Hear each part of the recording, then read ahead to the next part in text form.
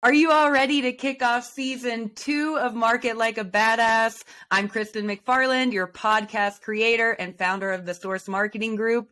I'm excited to kick off the new season after taking a health hiatus in 2022.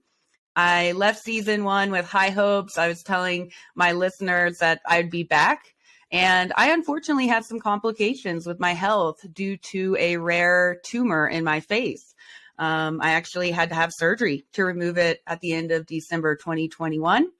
And that surgery to remove the tumor, when they removed it, there was some damage caused.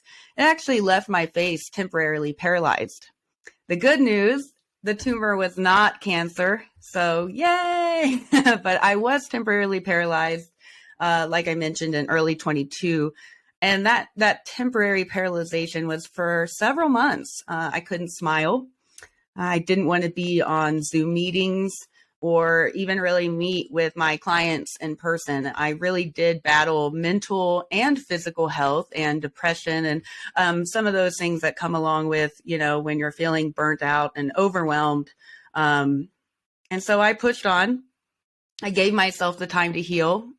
I stepped away from some of my passions temporarily, including this podcast, including events in person and some of those things, so that I could come back stronger and be better this year. So flash forward to now, I'm celebrating running a 6-figure business. Season 2 of Market Like a Badass podcast is coming back to empower more women and minorities in business. And I've got my smile back.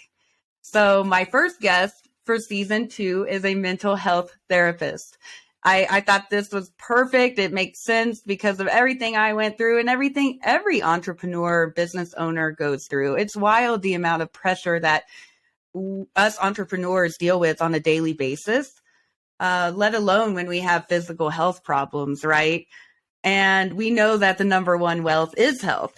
So today we're going to talk about mental health that impacts business owners and what people can do to avoid burnout, how you can conquer imposter syndrome, build your confidence, and take care of your mental health as a business owner.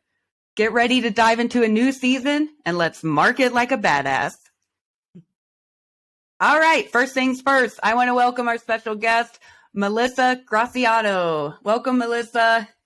Thank you for having me. So glad to be here. I'm excited to have you too. I am just super pumped to have you on the show, and it's unique, right? We've had a lot of marketing badasses on the show, and to have, your expertise is just going to be something else. You're a kind, amazing trauma therapist. Melissa's got over 14 years experience. I know you're a wealth of knowledge and a mental health expert that I admire, but let our audience in on who you are and what you do. Wow. Thank you for the intro. It's so interesting to hear other people speak about you. So thank you for your kind words. Yes, I have been, in the mental health, like you said, for over 14 years. And more recently practicing psychotherapy for almost 7 in private practice. I am a licensed professional counselor in the state of Colorado, registered play therapist and EMDR therapist. And so basically what that means is that I work with all ages, and really with an emphasis on focusing on trauma. But there's a wide variety of things that I see, from anxiety to depression, a lot of attachment, wounding, inner child work. I'm also a member of the queer community. So just it's a great passion of mine to also work with the community and giving back and ensuring that they're advocated for. And more recently, moving into more somatic, holistic-based practices, breath work, yoga, definitely EMDR. And if you don't know about EMDR, we'll talk about it a little bit later. Yes, please. Type of trauma therapy that truly has been life-changing for myself and professionally. And then more recently offering therapist consultation for folks who are looking to go into private practice. They want to own their own business. They're unsure of where to start. They're feeling nervous. There's a lot of, shadowy work, as I call it, coming up for them. And so it's been a really great way to also be a helper for fellow entrepreneurs to work through their self-limiting beliefs or other things that have been projected on them about their conditions of worth. And so, yeah, I'm just really excited to be here. And that's basically it. I will say that my perspective today definitely comes from a neurobiological perspective of considering, our nervous systems. And so I'll be bringing that in as well, as I think it's just a really great starting point for all of us. And it's something we can all understand because, well, we all have a nervous system. Yeah. And I think a lot of us are still unsure of how these things are all connected, and body, mind, and spirit, and what we can do to calm our nervous system when things, maybe we're fired up in our limbic system. And so I'm excited to talk to you today. I think it's so important. And both as a business owner, but also collectively, like as a society, we just went through a pandemic and we've gone through so much. I feel like the last couple of years has been really challenging and as far as mental health for a lot of people. And so what does it mean to be here today? Like, how did you get involved in the field, and what does it mean now? Is there a shift because of the pandemic? Absolutely. I mean, I'll share some research around it. We have been through some significant trauma, and it continues, collectively, individually, specifically as business owners. I found my way into wanting to be a helper, going through a lot of trauma myself, in childhood, attachment wounding, and just, kind of really struggling as a teenager to figure out where I fit in, being a queer woman, just trying to figure out all of that stuff that happens. And, I think things are more progressive now, but growing up then in the, 90s, it was a bit different. And so that led me to, seeking out my master's degree in marriage and couples and family therapy, so that I could really have the education to back me and propel me forward into really what I do best, walking alongside people while they're healing. And then as I started to get more into somatic work, body work, and really understanding this idea of body keeps the score, I started to realize how important it was that I moved more towards specializing in trauma work, and helping folks really understand and take back the power over their nervous system as much as they can. And it's just been such a shift, I think, with mental health, and a lot of therapists and helpers are moving in that direction of getting back to the body. I think that is something that I didn't know about until a couple years ago, like the somatic response. And, even sometimes I get overworked and feel a lot of stuff in my chest, right? Putting my hand on my chest really helps me kind of feel and process those emotions that are in my body. And so can you walk our listeners through that more and maybe do an exercise? Absolutely. I would love to. I love that you brought into the hand on the heart. A lot of times this can just be a compassionate way to check in to I'm here for myself. What do you need? Listening. I will share sort of one of my favorite ones, and something that I do with every client, and I do often with myself. And so really what we know about the brain is that it doesn't really know the difference between what's real and what's fake. And so that can be really awesome, and that can also be not really awesome. But for the purposes of building distress tolerance, okay, because that's really what we're talking about here. Mm-hmm. It's trying to build the resilience to work through the stressful stimuli, but having to make deposits along the way, as I call it, into our own love banks of making sure we're getting what we need. And that's a lot of times basic needs. And so one thing that we know is that when you visualize, if you're a visualizing person, I know some people struggle with visualizing, and I'll give a little tip for that.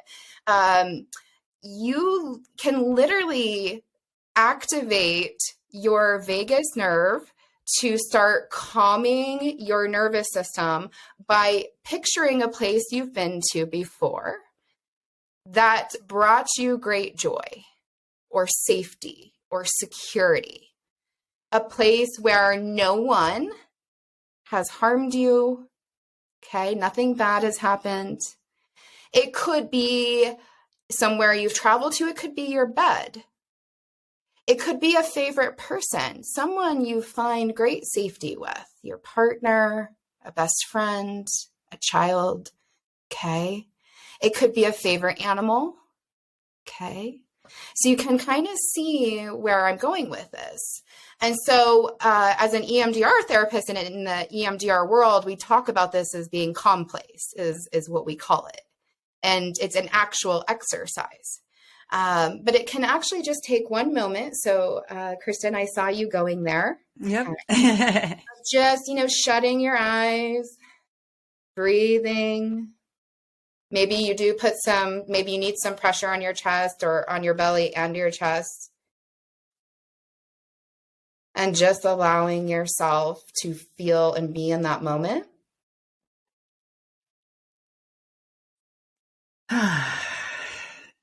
Yeah, life is good here. And just noticing the shift, right? Okay. Yeah, I typically end up going to nature in some way. And sometimes I feel like I need a hug or some love. And so then I'll picture being held by one of my favorite people. So you can go a lot of different ways with it. And the point of calm space is not to be obnoxiously positive and like, oh, you're stressed, just go to your happy place, like Happy Gilmore. Yep. It's just actually, if you can think about it more of like, I'm letting my body regulate and knowing that it's safe. And even if it's 1 minute of doing that, and you do it throughout the day or when you're really feeling stressed out, that it's going to pad you for what's next.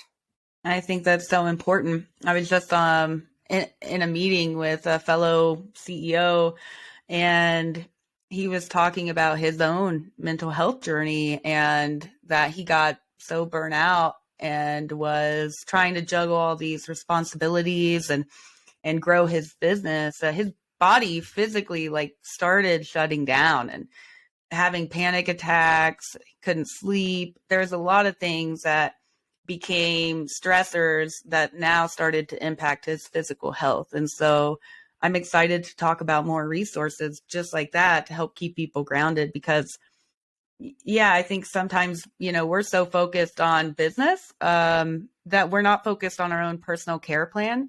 And Bill Watkins over at the Lions Pride really ingrained this in my head because it's so true. And he always used to say, if you're winning at work, but you're losing at home, you're still losing.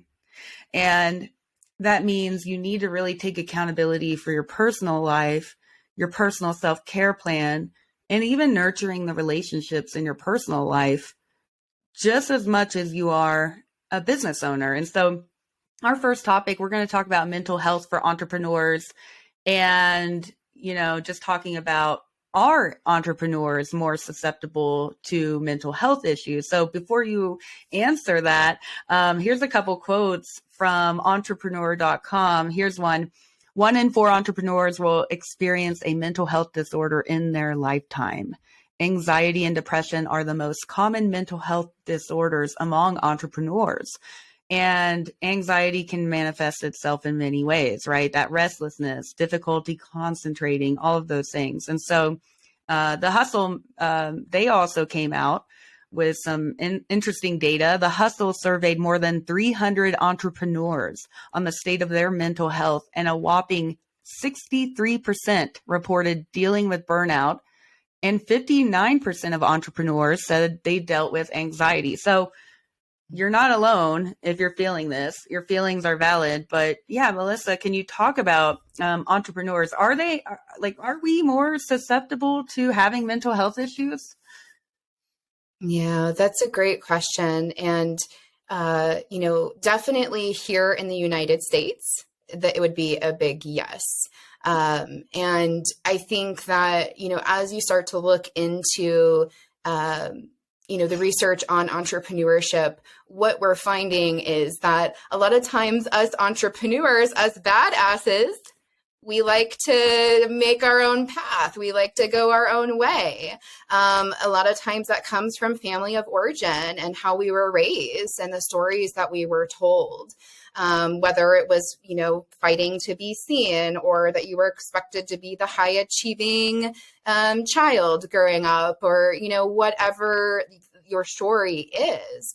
And so what we know is that there is a higher rate of anxiety, ADHD, bipolar, substance abuse, that does fall among all of us entrepreneurs. And there's a lot that can be done, and we'll talk about that. So I don't want it to discourage folks. But what we do find is that because we tend to take the path less traveled, it does come with, some predisposition. How are we raised? Historical pieces. Maybe there's some ancestral things there. Maybe a business was passed to us. And it can be a lot of stress, although rewarding. And so I think I saw, I was kind of looking at the research, and from, a study done in 2015, was talking about 50% of entrepreneurs reporting that they were having some kind of mental health concern. And now as recent as 2022, it's up into 92%. Wow. Which we would expect given the pandemic. A lot of businesses did better with the onset of the pandemic, but most of us had to go through an entire, I would say, shedding of what was, and redefining, and how do we get back out there with this ever-changing economy and political environment. And so we can really understand. And so what they're saying is that we're going to long recover financially before we do with our mental health. Wow. So even more reason to be doing podcasts on this today. Mm-hmm. Wow.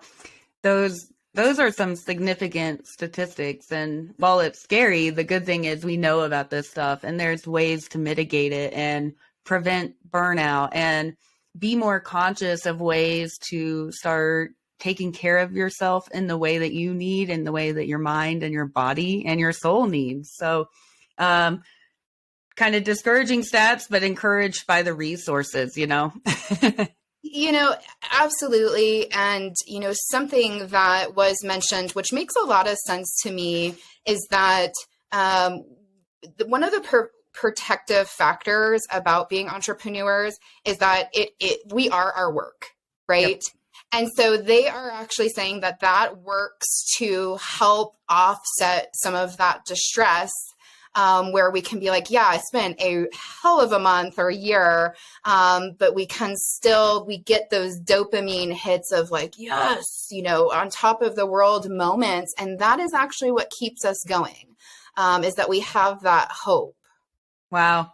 Yeah, I had one of those this morning, and I was literally jumping up and down in my living room. And then, it's a wildly different story than when you maybe have a client churn, or maybe you lose an A player on your team or something, so to your point, and we've talked about this before, the day in the life of an entrepreneur is never the same. And so the challenges that we deal with are never the same.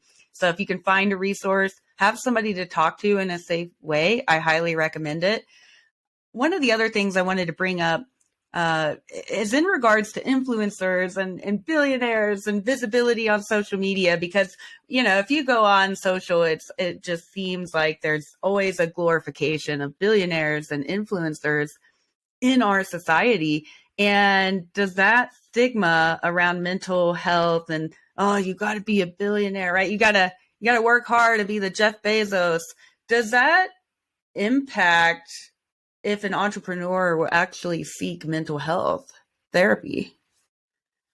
Yeah, absolutely. It's definitely part of the pie, if you will. If you can kind of see, like, we've got sections here, that sort of adds into this. There's this idea, especially in the United States, of, we're a capitalist society and it's go, go, go and produce, produce, produce. And a lot of this idea, an egotistical way of thinking of how much we're producing, it really is our value. And so I can see where, a lot of entrepreneurs are faced with, I got to keep grinding harder. I got to keep upping, my revenue. I got to keep expanding. I got to, and although that's great, that's the kind of ambition that got us here in the first place because we're badasses, right? Yeah. It can actually increase our burnout. I'm certainly very guilty of like trying to start 5 things at once, and I've got all these big ideas, and then I get into analysis paralysis and I don't do anything. Certainly there's other people who overfunction, and they're just killing themselves because they're, it's gotta be perfect. I gotta go, go, go, go. So it all comes out in different ways. But when looking at billionaires and trying to understand like these really high successful CEO companies, I really do start to wonder, what is the work-life balance there, right? You have to start defining for yourself, what is success for me? Mm-hmm. Is it more time with your family, or is it having the Mercedes? Right? Because you get to decide. And if there's issues of what's my value, what's my worth, then I would say it sounds like you've got some trauma narratives to work on from your past, some money story stuff coming up. When we think about minorities, okay, BIPOC folk, queer folk, a lot of times this isn't even built into their narrative of being accessible, okay, Yeah. because of the systemic oppression. And so we have to look at all these different factors. But I think the biggest thing is that this idea of entrepreneurship equals workaholicism is that is what's killing us. I believe that was born out of the boomer generation. It had a purpose then, obviously it was very different times. And it's not sustainable anymore to grind and grind and grind. And so we start to get into this area of how can we work smarter, not harder. Okay. How can we do one, shot of work and then produce courses that, create that passive income, that scalable income? How do we delegate to other people to help us? Do we want to expand? Is that our ego? Is that what our Father expects of us? Or do we want to stay a smaller business? Is it okay to stay a smaller business? For me personally, I have felt that pressure, expand, expand, expand.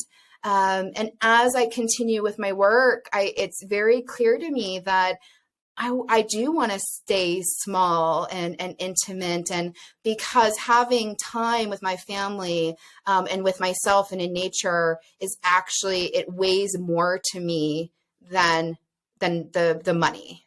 Yeah, I think that's huge to really think about for yourself of what do you want? I think there's a lot of people telling you, right? Social media, it's like more, more, more. You have to keep driving. Now you want this. Now build that.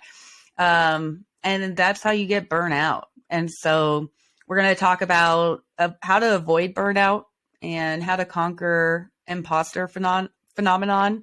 I've read a lot about the different stages of burnout, and I've talked a lot about it. I've been burnt out myself. I mean, that's part of why I had to take a health hiatus, right? I just literally could not manage everything. So can you talk to our audience about what burnout is and how to know if you're in a stage of getting burnout? Yeah, absolutely. And I just appreciate your transparency so much, Kristen. Like, we need to hear this from other fellow badasses, because I would say that it starts there, is that we are telling our truth in safe places so that we can be seen and held where we are. I think one of the biggest things for entrepreneurs, and really probably people in general, is that there's this fear, at least in our society, that if we alert the burnout flag, that must mean something about us. That must mean we failed, or we're not enough, or, oh, I knew she couldn't do it, or, there's all these things that start to come in. Or does that mean you're giving up? Or, like, there can be so much, I think, just behind this idea of burnout, from like a societal perspective. But if we look even closer, we can see it within ourselves. One of their very common signs is dread. Okay, so dread is a big one. We hear about the Sunday blues, about people not wanting to go to work on Monday. Now, that's typically more towards like an employee mindset. It may not be, though. Or there's some kind of like, you just don't, it's a work day. You're staying up extra late that night. Maybe you're having a couple more drinks that night. Maybe you're indulging and other things that to distract yourself because you don't want to think about work.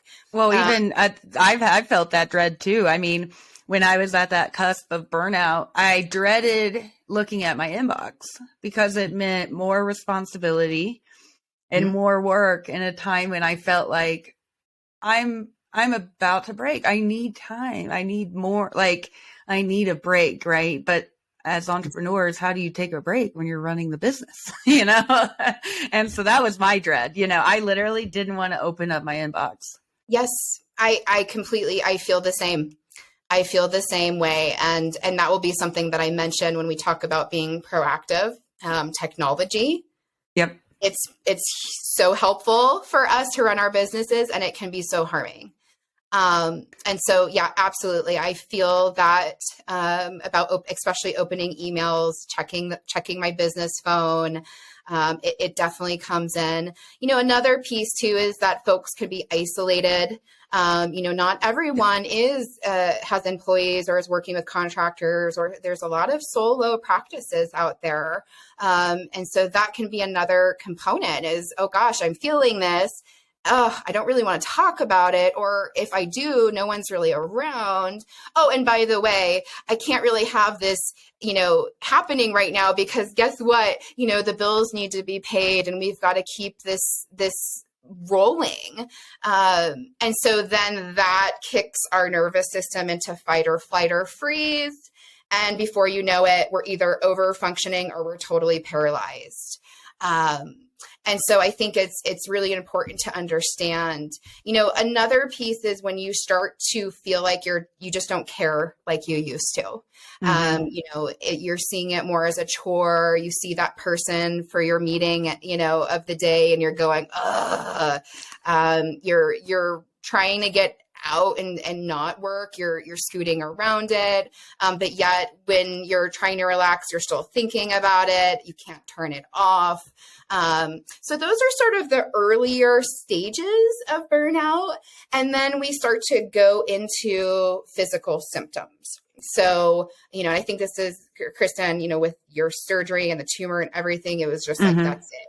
Like that can be hopefully the final straw for people. And I really don't even want to see people getting to that point. And sometimes we don't know until our body halts us and is like, well, if you're not going to deal with it, then guess what? There's going to be maybe some gastrointestinal issues, stress poop, right? We're all aware of what that feels like in our bodies. Maybe we're eating like crap because we're trying to self-soothe and comfort. Maybe we're noticing more hair loss, more weight gain, all the classic signs of adrenal fatigue, and just showing us that, hey, your cortisol hormone is pumping so hard, your stress hormone is pumping so hard that now your entire system is in crisis. And that is when it's like, we need to bail out. It's, Brene Brown calls it her fuse being blown from her restaurant days. So, when they would literally be so dysregulated, they would say, fuse blown, and everyone knew what that meant. So we know that it can get pretty extreme, and it doesn't, it's okay if it does. Okay. So I just want to say that it's okay if it does, because yeah, don't judge yourself. Don't be harder on yourself than you already are. Yes, we're doing so much. And there's ways that we can protect around this and make sure that you continue to do what you love to do. Yep. Yeah, I think that's huge. And you just tapped on so many things, and it makes me feel valid. So hopefully our listeners feel valid too, because it's just something that we all have to face and battle. And the more we're aware of these stages, the more we can kind of catch ourselves before we let ourselves enter that next stage. And I think that's really important. Like now, right, if I'm starting to feel that ounce of dread, I know I need to take some of that self-care, right? Because I have clients relying on me. I have contractors and team members and, people that are relying on me to get work done and market like a badass. Well, if I can't market like a badass when I feel like utter shit, right? And I think that's important. Like if you don't take care of yourself, you can't take care of your team and the work. So make sure that you're catching that, figuring out those stages, really understanding how to get that self-care in when you're feeling like, oh no, I'm starting to not care, or I'm putting this off, or I can't concentrate on anything I have to do. The other thing I want to kind of segue into is imposter phenomenon. Some people call it imposter syndrome. I had a really awesome doctor come speak to our group about it in one of our cohort sessions. I think she hit the nail on the head. It's not a syndrome. It is a phenomenon, right? This is not some syndrome or disease or thing that you happen to get that I don't get. This is a phenomenon, and it actually impacts entrepreneurs and their mental health and their confidence, right? We're constantly overcoming objections, whether we're going out and selling our product or service or whatever that is, or posting on social media. So can you talk more about what imposter phenomenon is and why it matters? Yes, absolutely. Yes, I love that reframe on it. You're right. There's nothing wrong with it. It's something that's happening, and it comes again, that pie image. It comes from a lot of factors, but typically from childhood and the messages that were there. So what it is that, regardless of how much training we've had, or how much competency we have, or, how much we are badasses, we still have an underlying doubt about, if we're showing up the way we need to, if we're doing, quality work, if we're interfacing with folks the way we need to. There's a lot of different ways that it shows up for people based on, what their trauma is. And it's been studied for a very long time, is early 70s and throughout, and what we're finding is nothing has really changed. It's still coming up in the same way and still being handled in the same way. They used to think that it was more geared towards women, and actually that's not true. And so we know that it does impact, a great majority of entrepreneurs. In particular, people who had caregivers who may have put a lot of pressure on them growing up. Maybe there was inconsistent messages where, one moment you were being praised and another moment you were being criticized. Maybe there was some cultural pressure that, you were gonna, go do this, become a doctor, and you never wanted to. And so there's a lot of ways that we can find ourselves there. And so I think the important piece is just to know that it's a very common thing that happens to humans. And it's typically just because we want to achieve and do so well that it starts to create or it can, like sort of this inner complex of, are we ready for this? Can I do this? Do I know enough? And so I do believe, and I'm not sure really, I'll have to look more into the research, but I would take a guess that this is something that happens more in the United States or in capitalistic societies.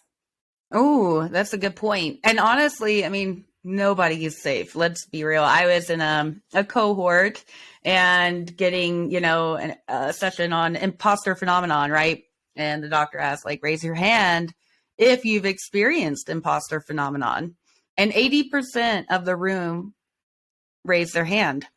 Well, 100% almost was, white men. I think I was the only female in the room. So you're talking about people that have more resources, more capital, more access to funding. These are, people running $1 million businesses. They've made it in life. They're raising their hand, right? Like they feel like they're an imposter in some way. And so, I think having IP and being aware of what your IP looks like and where you're being held back is really important. To your point, Melissa, I didn't even think about something that happened in like your childhood, like, now you're getting praised, now you're not. Or maybe this expectation to perform, right, is putting pressure on you and making you feel like it doesn't matter what I've achieved, I'm not good enough. I was celebrating my 6-figure success at my dinner, and I just felt like I wasn't good enough. I felt so weird that day. It was like I had a hard time even celebrating. And then I was looking at statistics, and only 6% of business owners ever make it to 6 figures. And then when you're talking about women, I thought it said around 12%. And I'm like, oh my gosh, this is a huge accomplishment. And here I am feeling miserable about it. It's so real. It's wild. I so appreciate your transparency. And I think that could be part of it too, right? So I'm glad you brought that in, because there can be an element, and Kristen, I'm not saying this is with you, but there can be an element of fear of success. What does it mean if I finally start hitting all my goals? What then? We can get lost in that pursuit as well. And that can create a whole story for us. Mm-hmm. Or if we have family members who, are envious of our success, do we feel like we need to, get smaller? Are we going to start worrying about what does that mean, right? So there can be a lot of pieces there. Yeah, I see it every day. I just had a conversation with a cannabis cultivator, and he was talking about marketing, and we were, talking about LinkedIn posting and things like that, on how do you reach your B2B audience, right? And one of the feedback I got was, I don't like posting on LinkedIn. What if people call me out? Even though I know I'm the best and I do this really well, they may look at a picture and insult me or think I'm not good enough, right? And so there's a lot of that hesitation and fear that I know my work is good and it's quality, but somehow I feel like an imposter, right? I don't have that confidence to post. And so, I'm curious, like, how do you overcome that? How do you build your confidence more so that you can start, getting away from that imposter phenomenon and any negative impacts of it? Yeah, that's a great question. Because ultimately, I would just want everyone to know that they do have the power. And it might look differently for everyone. But it's going to come back to first really starting, what are those early stories? How did your family, or, where you were raised, how did they talk about money? How did they talk about success? Okay. For BIPOC people and other minorities, right? What was the message there?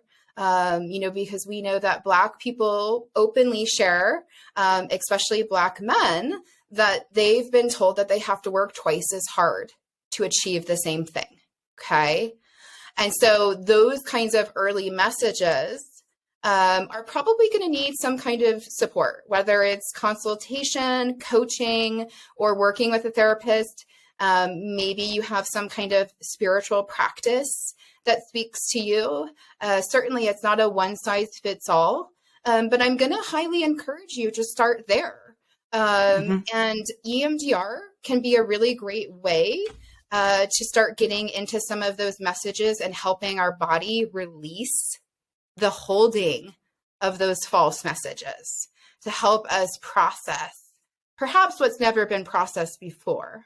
Yeah. And so obviously I'm biased as an EMDR therapist, but it makes sense to go to the body and to the stories here. What is our inner child saying right now?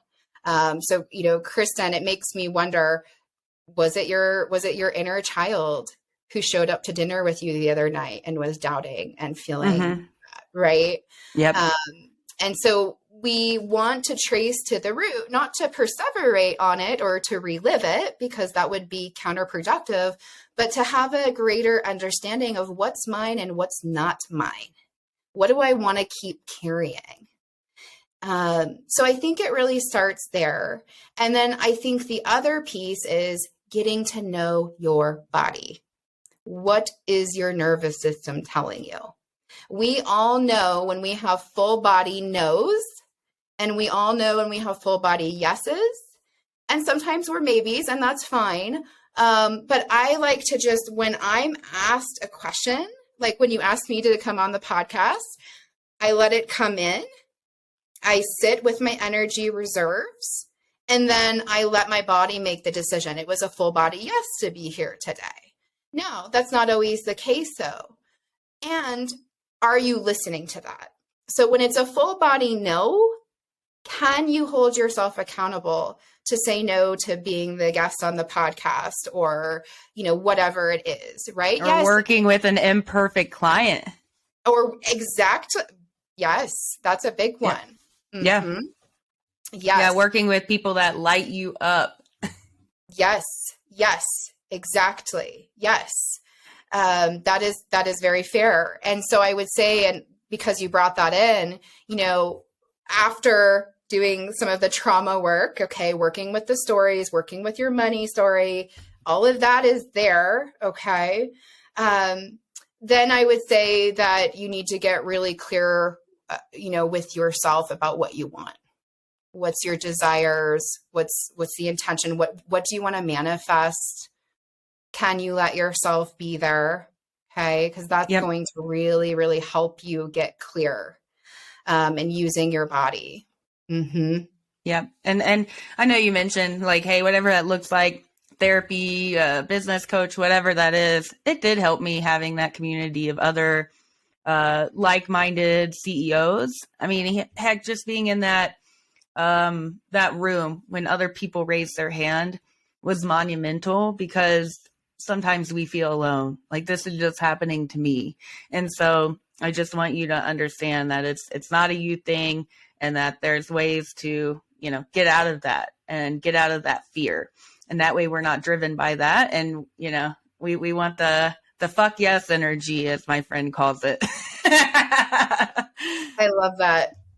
So one more thing that I wanted to ask, businesses, they talk about, badasses always talk about mentality. I think this is an important topic for entrepreneurs, because just like we talked about earlier, right? In a single day, you can go through every emotion. You're on top of the world. And then by the end of the day, you're wondering, how am I going to keep my doors open? So what advice about mentality would you give someone looking to scale their business? Great question. I would say starting slow, being intentional, and really breaking it down into small, bite-size steps. Because I think we can want to expand too quickly, and then we get in over our head. The research does show that when we expand, we're at a higher risk for burnout. And that makes sense, right? Because we're managing people, we're doing payroll, like there's just so much more that's being added in. So, something to consider is looking at your story of what is it like for you to ask for help? Mm-hmm. What is it like for you to start delegating tasks to people? Okay. And really starting there. And I mean, it can be as easy as you finally hire a CPA. Okay. Because, and that is like one of the most inexpensive ways to get support, especially like with your business, that a lot of people will try to do themselves. And then I think they become inundated and overloaded. We can only do so much. So really trying to, I know we can't just hire a bunch of people to do all the things for us, but really, what's going to take the most off my plate right now? What will that look like? Okay. Yep. Then I think, speaking to your point about the unpleasant client at times, is how are we screening our work or our business ahead of time? Right. So we know there's going to be a higher rate of burnout and IP if you're working with clients that are not a good fit for whatever reason. They don't match your mission, your value. Potentially they're maybe trying to get the service for a reduced rate, and you're having to be faced, that's a big one, right? Mm-hmm. Or maybe they're just trying to, pick your brain for free, so just trying to understand, what's my ideal person and how am I going to bring that in by screening to set myself up for success. Now, part of that is that we need to be comfortable saying no. Yep. No, I do not believe this is a good fit. I'm happy to give you other resources, and so that takes practice. And again, going back to that trauma work of how can we be more assertive and not feel bad about it? How can I let someone know, it just sounds like I'm not the right fit, so that I can keep those spaces open for my limited energy to work with clients who are. Yes. So that's a big piece. Yep. Yeah. Find that perfect client. Everybody else, they're going to be an energy vampire. I feel like every time you make a compromise for someone that isn't your perfect client, you're probably doubling the amount of work you're doing too, honestly. Yeah. Right. When you're working with somebody in your niche and somebody who is exactly your target, you know how to serve them. You know exactly what you need to do. When you start working outside of that zone of genius with a client that isn't a right fit, that's when you really start to lose. That can impact your self-worth.